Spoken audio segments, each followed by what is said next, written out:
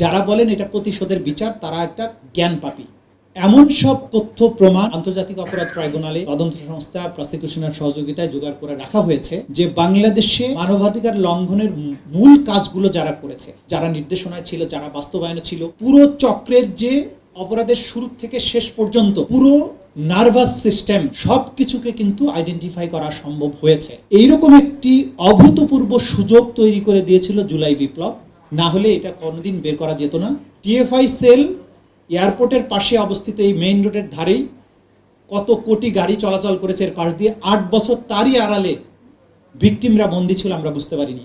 সেটা জুলাই বিপ্লব হয়েছে বলে আমরা বের করতে পেরেছি। সেই বিচারটা যদি বন্ধ হয়ে যায়, এর চেয়ে বড় দুর্ভাগ্য একটা জাতির জীবনে আর কিছু হতে পারে না। একটা বিরাট স্বাধীনতা অর্জন করার পরে সেটাকে সিম্পলি যদি বুড়িগঙ্গার জলে জলাঞ্জলি দেওয়া হয়, এর চেয়ে হতভাগ্য জাতি আর পৃথিবীতে কেউ হতে পারে না। সংস্কারের যে অভূতপূর্ব সুযোগ তৈরি করে দেওয়া হলো, সেই জায়গায় সেই সংস্কার থেকে কেন সরে যাচ্ছে সরকার, এটা আমাদের বোধগম্য নয়। সুপ্রিম কোর্ট সেক্রেটারিয়েট থেকে সরে গেলেন, বিচারক নিয়োগের অধ্যাদেশ থেকে সরে গেলেন, গুমের আইন থেকে সরে গেলেন, মানবাধিকার আইন থেকে সরে গেলেন। প্রত্যেকটাই ছিল জুলাই বিপ্লবের যে আকাঙ্ক্ষা, এই দেশটাকে এই ধরনের মানবাধিকার লঙ্ঘনের ভয়াবহতম যে সংস্কৃতি, সেটার থেকে বের করে নিয়ে আসার যে প্রচেষ্টা ছিল, সব কিছুকে আপনি পায়ে ঠেলে দিচ্ছেন কেন? এই পায়ে ঠেলে দেয়া একটা গোটা জেনারেশনের সাথে একটা বিশ্বাসঘাতকতা বলে আমি মনে করি। আজকে যারা ক্ষমতায় আছেন তারাই বিপ্লবের অংশীদার। তাদের নেতাকর্মীরা 17 বছরের মানবাধিকার লঙ্ঘনের নিকৃষ্ট শিকারে পরিণত হয়েছিলেন সেই সময়।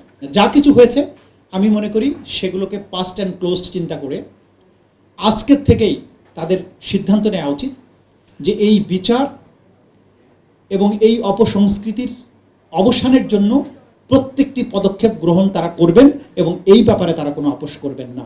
আমরা চাই আন্তর্জাতিক অপরাধ ট্রাইব্যুনালে যে সমস্ত মামলা বিচারাধীন আছে, যে সমস্ত মামলা তদন্তাধীন আছে, প্রত্যেকটার তদন্ত শেষ হবে এবং বিচার আইনের যে স্পিরিট আছে সেই অনুযায়ী হবে। আমাদের পরবর্তী জেনারেশনের সামনে আমাদের একটা সুদৃঢ় অঙ্গীকার, যে জেনারেশন তাদের রক্ত দিয়ে আমাদেরকে মুক্ত করেছে, তাদের রক্তের প্রতি সুবিচার করার স্বার্থেই মানবাধিকার লঙ্ঘনের যে ভয়াবহ সংস্কৃতি বাংলাদেশে ছিল সেটার চির অবসান ঘটাতে হবে। সেটার জন্য প্রতিশোধ নেবার প্রয়োজন নাই। যারা বলেন এটা প্রতিশোধের বিচার তারা একটা জ্ঞান পাপী। প্রতিশোধ হচ্ছে ব্যক্তিগতভাবে আমার বাবাকে তুমি মেরেছো, আমি তোমাকে মারবো, এর নাম প্রতিশোধ। কিন্তু ন্যায় বিচার হচ্ছে যে অন্যায় হয়েছে তার প্রপার প্রতিকার এবং ভবিষ্যতে অন্যায়ের রিকারেন্স এটা রোধ করে দেয়া।